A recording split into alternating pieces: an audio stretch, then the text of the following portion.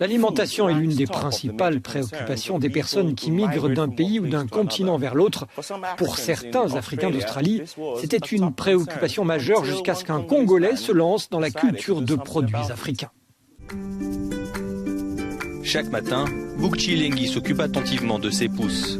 Mais en Australie occidentale, où Bouk vit aujourd'hui, ses légumes sortent de l'ordinaire.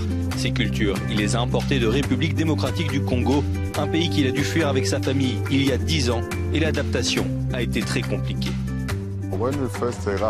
Quand je suis arrivé, c'était très difficile pour nous de manger de la nourriture australienne. Quand on en mangeait, on était malade. Alors Bouk Chilengi s'est décidé à faire pousser ses plantes et ses légumes auxquels il tient autant. 6 ans plus tard, les fruits de ses plantations de 2,5 hectares situées à l'ouest de la capitale Sydney sont appréciés de beaucoup, comme de cette commerçante. Quand j'ai rencontré Bouk et qu'il m'a montré ses produits frais, j'étais très heureuse.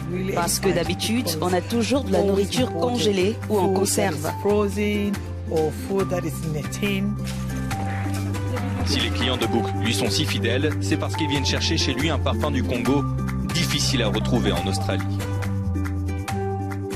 Ça nous donne l'impression d'être de retour en Afrique, même si on est encore en Australie. Nous sommes très très heureux et on apprécie beaucoup ce qu'il fait. Mais faire pousser les quelques 15 variétés africaines n'est pas une mince affaire. En Australie, le climat est beaucoup plus sec qu'en RDC. Malgré ces difficultés, la ferme africaine de Bouk Chilengi attire de plus en plus de monde. Il espère que d'autres suivront son exemple et que ces fermes se multiplieront.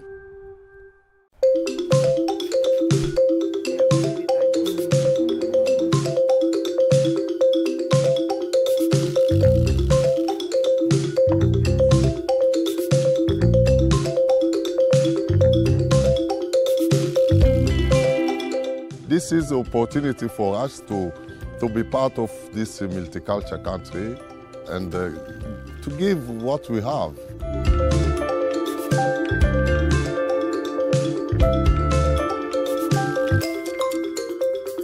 I'm not going to go back anymore in Africa.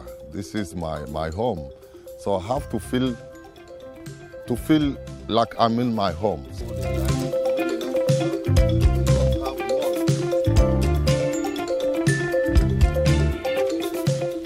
Like a pumpkin leaf, it's one of the popular dish in our culture, like potato leaf.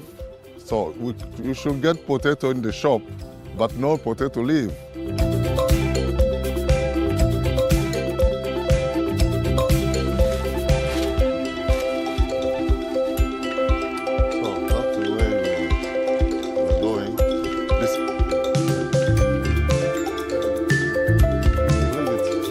And it also takes us back home. It reminds us of what we used to do and our ancestors used to do in Africa. So it's a blessing.